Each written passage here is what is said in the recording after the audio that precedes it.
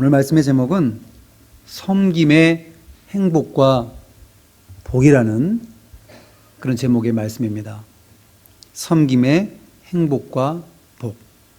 아브라함이 사람 셋이 멀리 있는 것을 보고, 물론 나중에 처음부터 아브라함이 그 사람 셋이 한 분은 하나님이시고 한 분은, 두 분은 또 천사라는 사실을 처음부터는 몰랐을 테지만 그래도 그분들을 섬기는데 아주 잘 섬겼습니다. 섬기고 대접했습니다. 그런데 이것이 아브라함에게는 그 자체가 자신에게는 큰 행복을 가져다 주는 일이 되었고, 그리고 마침내 하나님께 복을 받는 일이 되었습니다.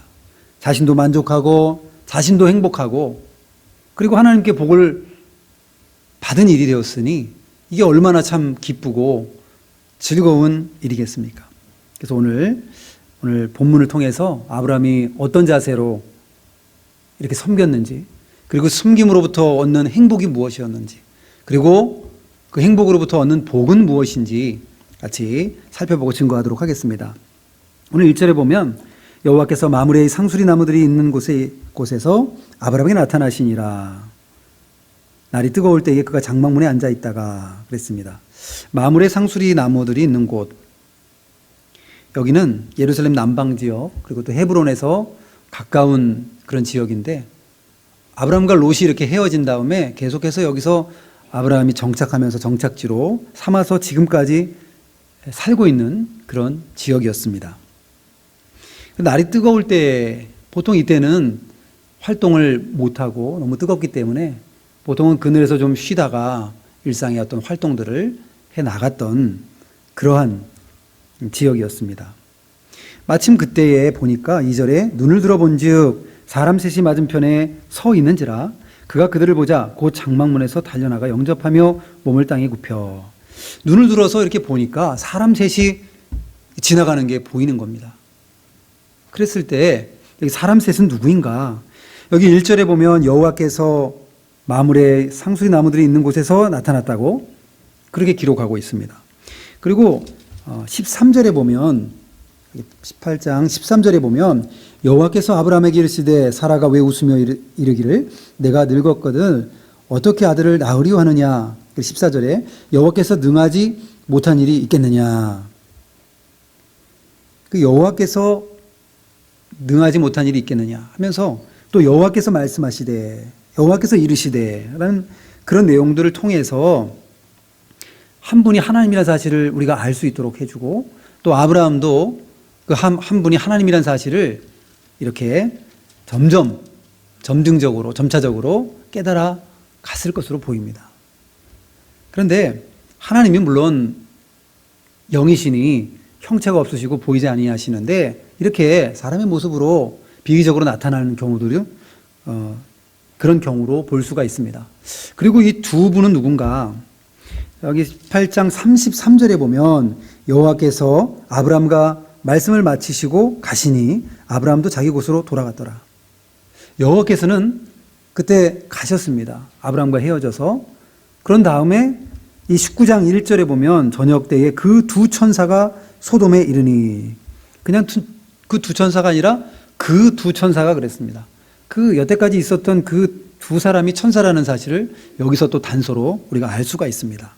그래서 한 분은 하나님이시고 두 분은 천사였습니다. 그 천사를 이렇게 천사와 하나님을 잘 대접했는데, 아브라함이 처음부터 알지 못했다는 사실은 히브리서 13장 2절에 보면 손님 대접하기를 잊지 말라 이로써 부지 중에 천사를 대접한 이들이 있었느니라 라는 이런 기록이 나옵니다.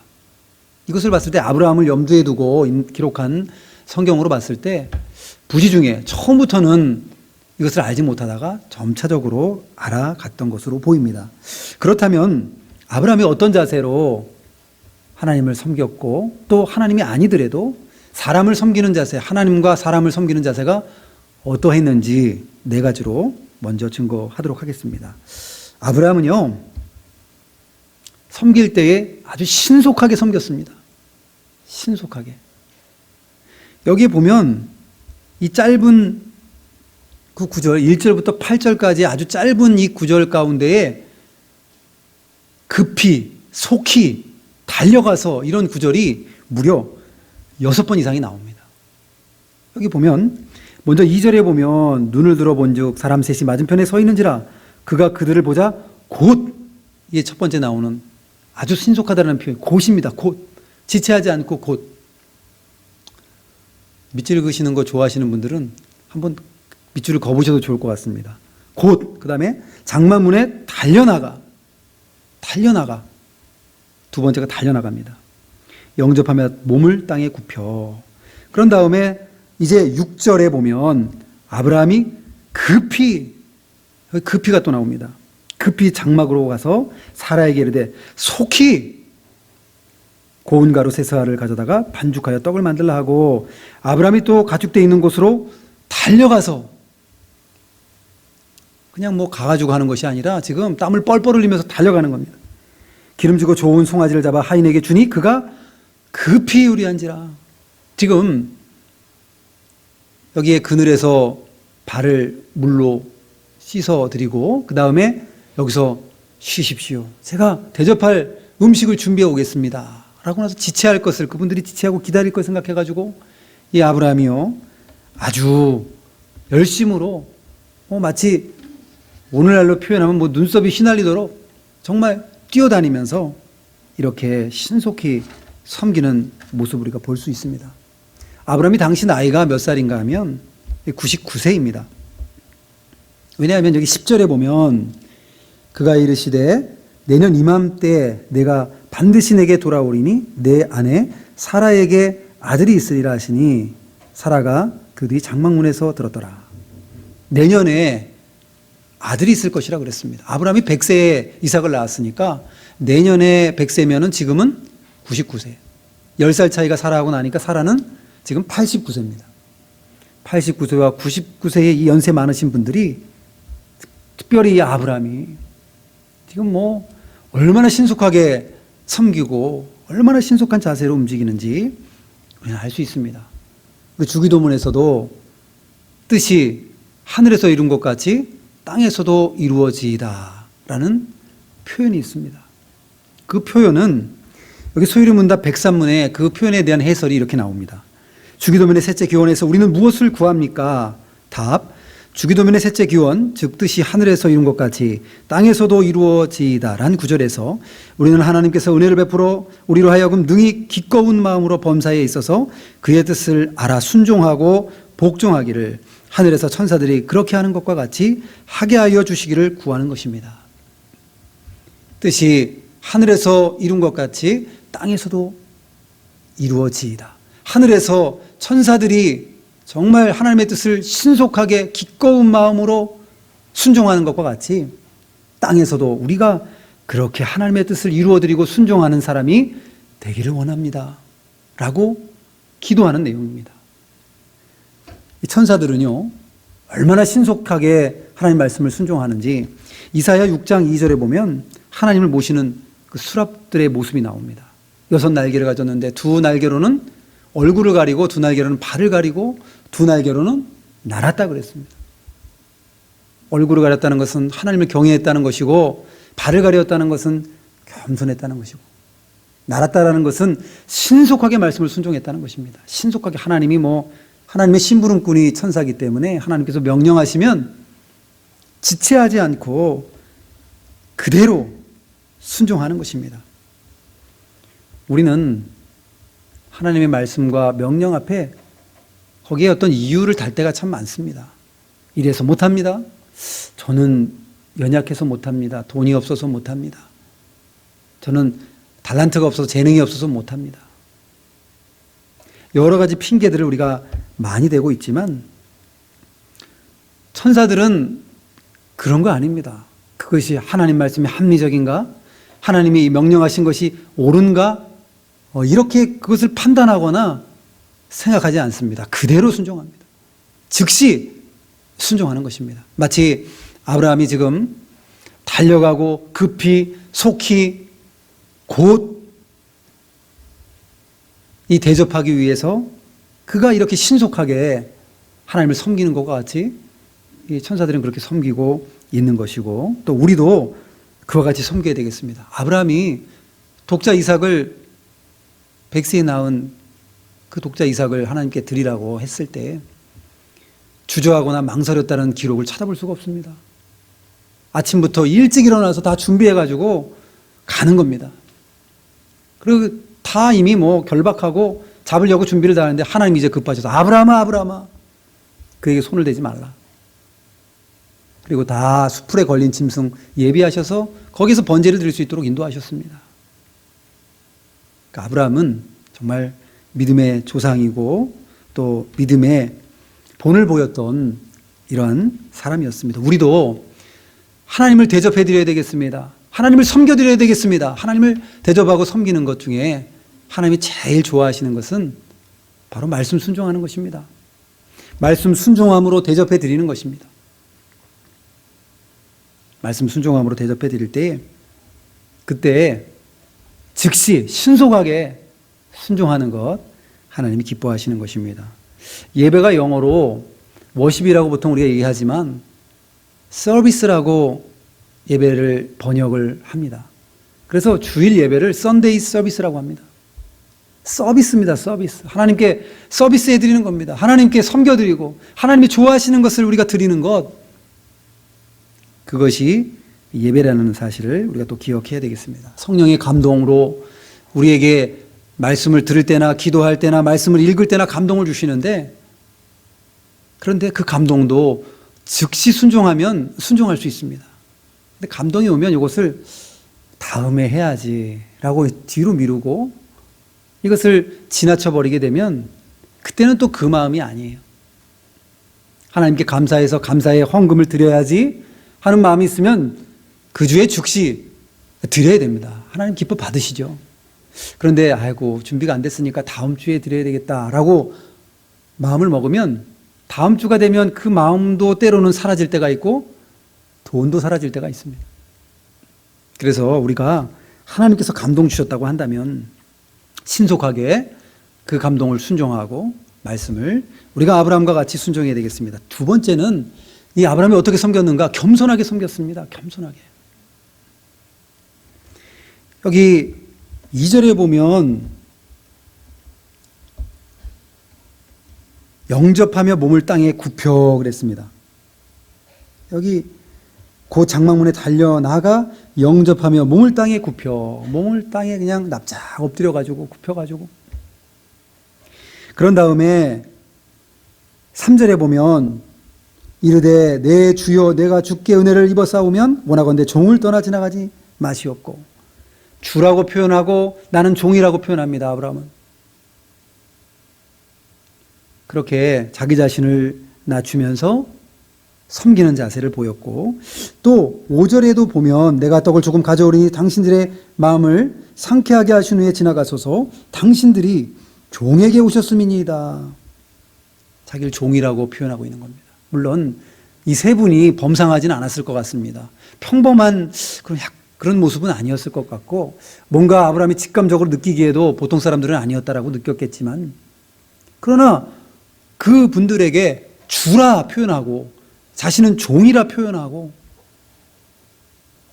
이 아브라함이 이와 같이 겸손히 이렇게 섬겼습니다. 겸손이 얼마나 참 좋은지. 세상에서 겸손한 사람 다 좋아합니다. 그렇죠? 교회 안에서도 겸손한 사람 좋아하고요. 세상에서 겸손한 사람 좋아합니다. 교만한 사람은 세상 말로 꼴불견이라고 하잖아요. 마귀의 대명사는, 마귀의 별명은 교만입니다. 교만의 왕이 마귀입니다. 예수님의 별명은 겸손입니다. 그래서 예수님은 겸손의 왕이십니다. 예수님과 마귀가 이와 같이 다른 것과 같이 겸손하게 하나님을 섬겨야 되겠는데, 느부갓네살 왕도 낯소리 3번 하다가 그만 정신병이 걸려버리고, 자기가 교만하다가, 또 사울도 처음에는 얼마나 겸손하게 하나님 제가 어떻게 하겠습니까? 행구 뒤에 숨고 막 이러던 사울이었는데 나중에 교만해졌습니다. 그래서 결국은 하나님 앞에 이렇게 좋은 모습으로 끝을 맺지 못한 그런 사울 왕이 되었습니다. 성경에 보면 겸손해서 은혜 받고 겸손해서 하나님께 복을 받은 사람들이 수도 없이 나옵니다. 모든 사람들이 다 겸손한 사람들이었습니다. 하나님 앞에 하나님의 사역을 감당했던, 또 하나님의 일을 했던 사람들은 다 교만한 사람 없습니다. 교만하면 그 교만을 꺾으시고 그리고 그를 겸손하게 하셔서 하나님께서 사용하셨습니다. 아브라함은 이와 같이 겸손하게 하나님을 섬겼습니다. 세 번째, 아브라함은요, 기쁜 마음으로 자발적으로 하나님을 섬겼습니다.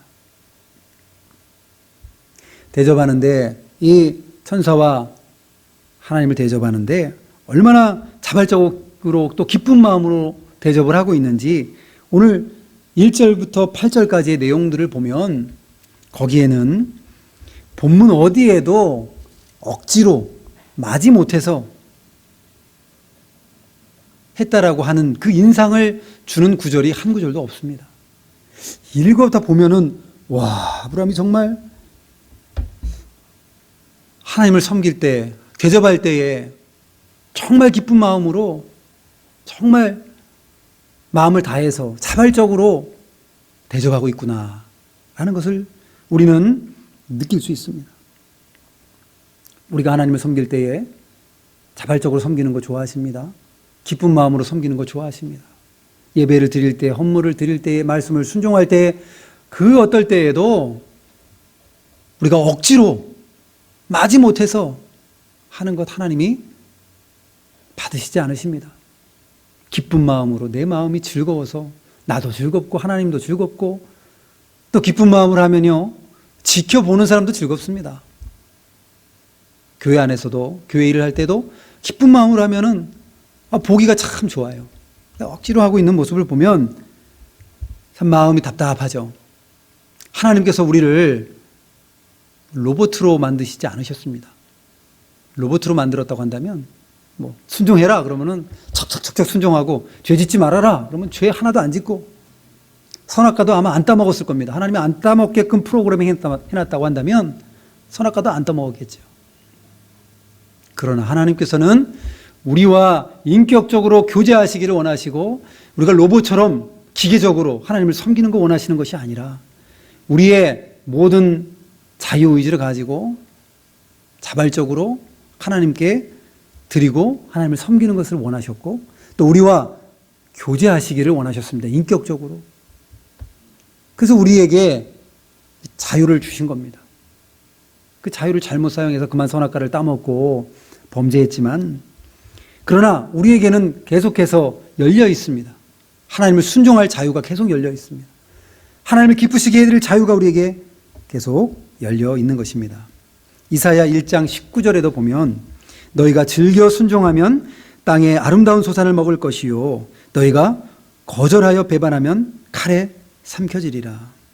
즐겨서 순종하면 하나님께서 아름다운 소산을 먹고 복을 주신다고 말씀하고 있습니다. 고린도후서 9장 7절에도 보면 연보할 때에 그 연보에 대해서 나오는데, 각각 그 마음에 정한 대로 할 것이요 인색함으로나 억지로 하지 말지니 하나님은 즐겨내는 자를 사랑하시느니라. 즐겨내는 자를 사랑하시고 또 자발적으로 하나님을 섬기는 사람을 하나님이 좋아하십니다. 우리가 선물을 다른 사람에게 줄 때에도 기쁜 마음으로 선물을 주고 받을 때도 기쁜 마음으로 받으면 얼마나 참 좋습니까? 그런데 주는 사람도 주려고 그럴까 말까 망설이는 것 같이 이렇게 하다가 주면 그 선물을 과연 내가 이거 받아도 되나? 그죠? 선물을 이렇게 주려고 했다가 뺏었다가 다시 주려고 했다가 한 3번쯤 하다가 이렇게 준다고 그 선물을 받는다고 한다면 아마 저는 안 받겠다고, 괜찮다고 안 받겠다고 절대 안 받을 것 같아요. 하나님도 마찬가지 아니겠습니까? 우리가 하나님을 섬겨드리는데 기쁜 마음으로 하나님께 드리겠습니다, 자발적으로 하나님 섬기겠습니다 할 때 하나님이 좋아하시죠. 그런데 마지못해서 억지로 하면 하나님께서는 됐다, 그거 아니어도 충분하다, 아마 하나님 받으시지 않을 것 같습니다. 우리에게 하나님께서 자유를 주셨는데 개혁주의에서는 이 자유를 말씀을 순종하고 죄를 지을 자유로 보지 않고 말씀을 기쁨으로 순종할 자유로 봅니다. 복음을 받고 예수를 믿을 그 자유로 보고 있습니다.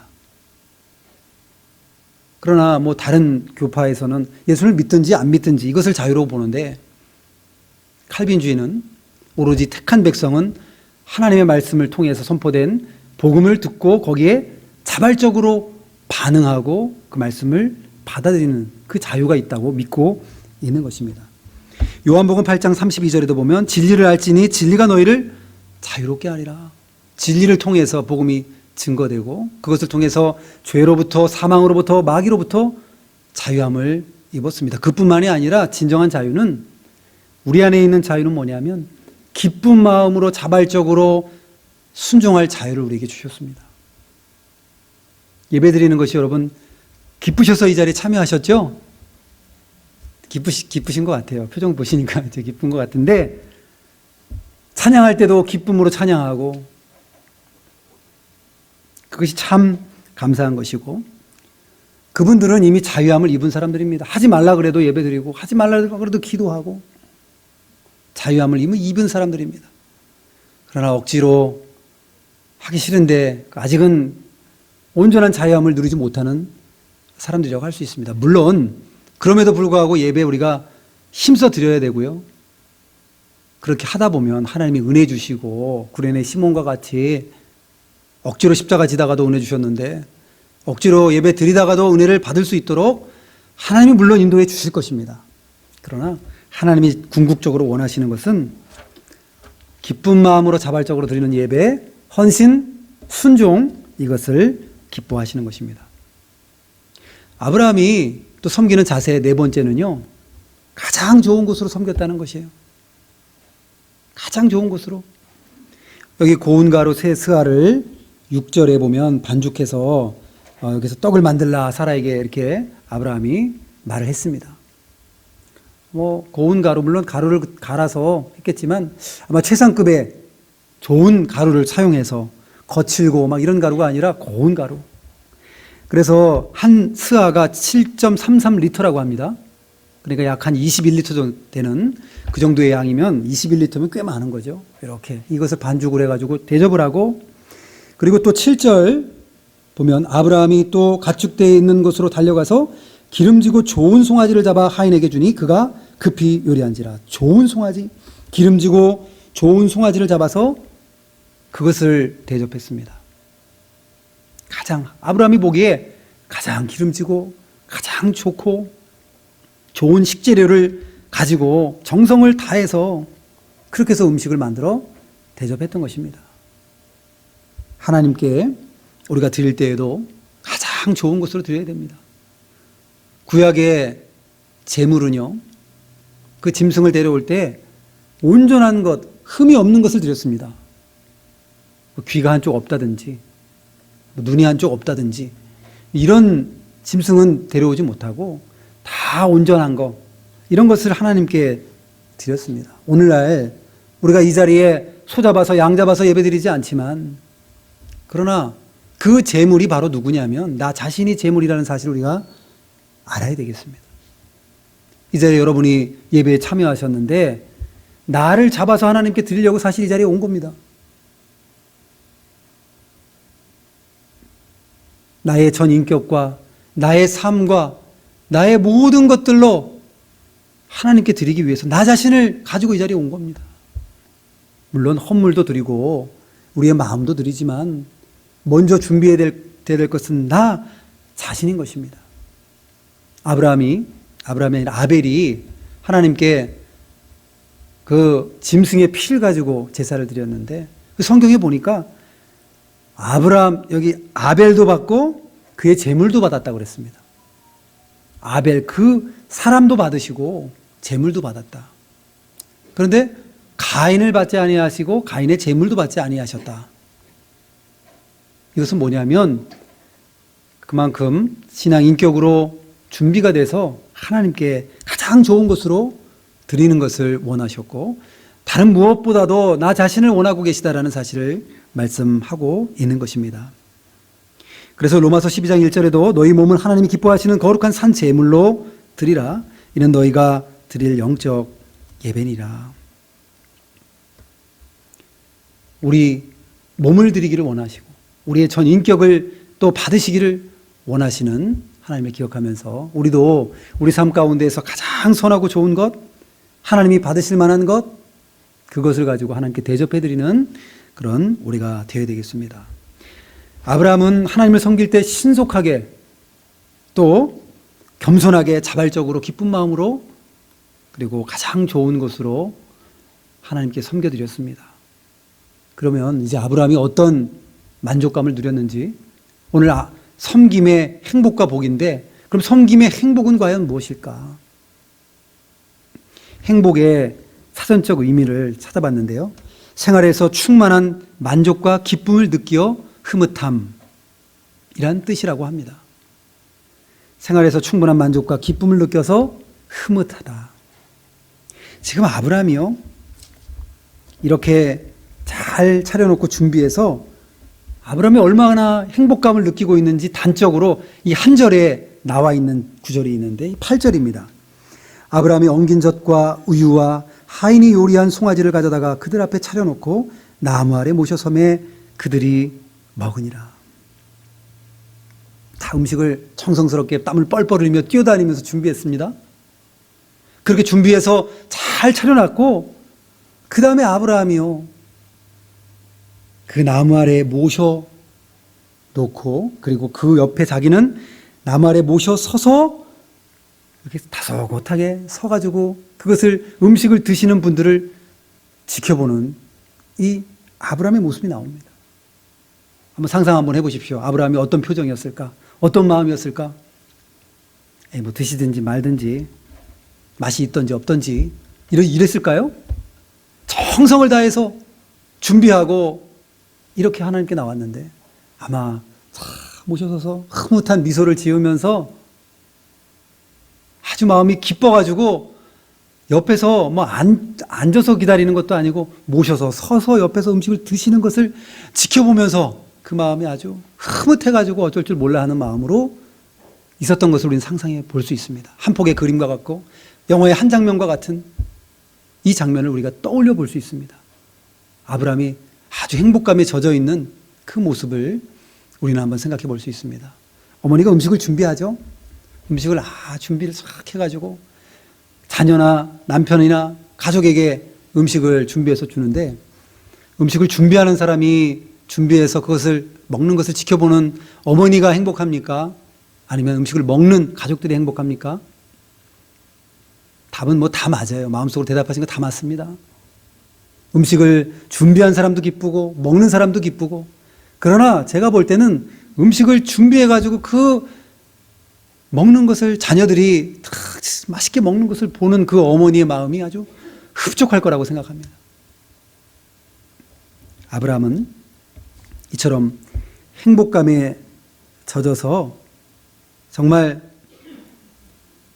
얼마나 기쁜 마음으로 이렇게 하나님을 섬겼는지 알 수 있습니다. 사도행전 20장 35절에도 보면, 사도행전 20장 35절, 주는 것이 받는 것보다 복이 있다 하심을 기억하여야 할지니라.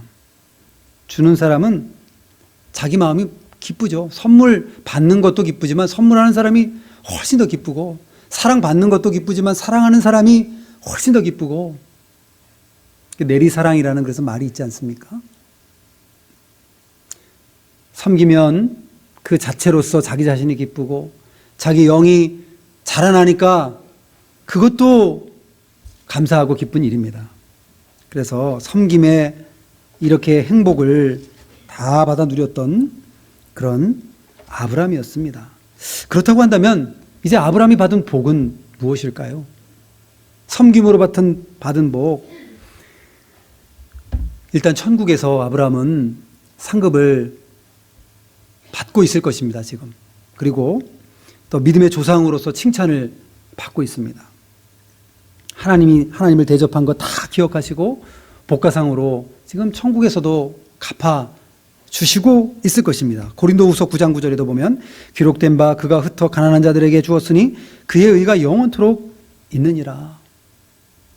대접하고 섬기고, 하나님을 섬기는 것 하나님이 뭐 당연히 기억할 것이고, 또 사람을 섬기는 것, 주인은 이웃을 섬기고 사랑해서 섬기는 것들, 이런 모든 것들도 다 하나님 앞에 기억한 바가 되어서 상급으로 돌아올 것입니다. 마태복음 10장 41절 42절에 보면 선지자의 이름으로 선지자를 영접하는 자는 선지자의 상을 받을 것이요 의인의 이름으로 의인을 영접하는 자는 의인의 상을 받을 것이요 또 누구든지 제자의 이름으로 이 작은 자 중에 하나에게 냉수한 것이라도 주는 자는 내가 진실로 너에게 이르노니 그 사람이 결단코 상을 잃지 아니하리라 하시니라. 예수님께서 하신 말씀입니다. 대접하는 대로 대접을 받게 될 것이고 심는 대로 거두게 될 것이고 그것대로 복을 받을 것인데 이 땅에 사는 동안에도 천국에서도 복을 받을 것이고 이 땅에 사는 동안에서도 복을 받을 것입니다. 아브라함이 어떤 복을 받았냐면 이렇게 잘 섬기고 나니까 하나님께서 뭐라고 말씀하시냐면 내년에 아들이 있을 것이다. 99세나 된 아브라함에게 그동안 자녀가 없어가지고 얼마나 이 자녀가 없는 서름이 얼마나 큰 아픔입니까? 그리고 할아버지가 다 됐는데 이제 아들을 준다고 하니까 어리둥절했을 것 같은데 하나님께서 이렇게 복을 허락하셨습니다. 그 부부에게 가장 필요한 것이 무엇인가? 억만금을 준들 그거로 자녀로 대체할 수가 있겠습니까? 이 이삭을 아들을 주신다고 말씀했고 또 갈라디아서 3장 16절의 그 내용을 보면 그 이삭을 통해서 예수님을 보내주시겠다라는 약속을 주셨습니다. 그러니까 그리스도를 이삭을 통해서 보내주신다는 약속까지 받게 되었으니 아브라함이 얼마나 큰 복을 받았습니까? 천국에서도 복을 받고 이 땅에 사는 동안에서도 아브라함이 복을 받았습니다. 복 다 좋아하는데 기복신앙은 우리가 경계해야 합니다. 기복신앙. 그럼 기복신앙이 무엇인가? 사전적 의미를 또 찾아보니까 기복신앙이란 신앙 대상인 하나님과 그분의 뜻을 추구하는 것보다 자신의 형통과 소원 성취와 입신 양명과 무병장수와 자손의 번영을 최고의 목적으로 삼는 초보적이고 현세적인 신앙 형태를 말합니다. 그렇게 사전적인 의미가 되어 있습니다. 그러니까 하나님을 섬기는 것보다 그분에게 초점을 맞춰서 그분의 뜻을 추구해야 되는데 그것은 뒷전이고 먼저 받겠다는 거죠. 잘 되겠다는 거죠. 건강하고 자녀가 잘 되고 이런 복을 받겠다 하는 것이 기복신앙입니다. 이 기복신앙은 우리가 경계해야 하지만 성경의 원리로 봤을 때 하나님 말씀 순종하면 복을 받게 되어 있습니다. 이건 기복신앙이 아닙니다. 하나님이 기뻐하시는 것을 순종하고 하나님이 좋아하시는 것을 하게 되면 하나님이 선물로 복을 허락하시는 것입니다.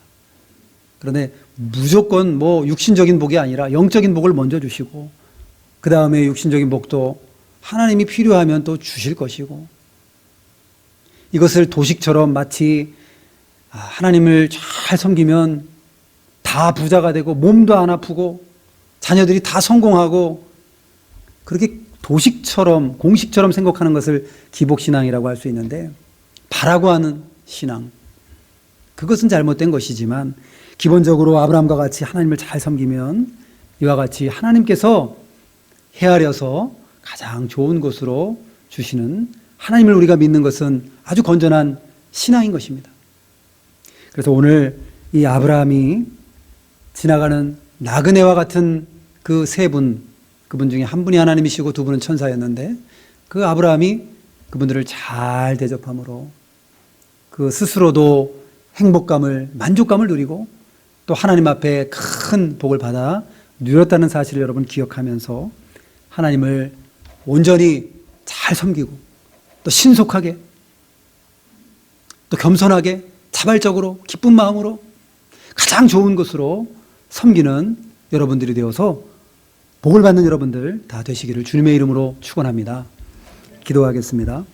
걸어가신 아버지 하나님, 아브라함이 하나님을 잘 섬김으로 그것도 아주 신속하게 겸손하게 자발적으로 또 기쁨으로 그리고 또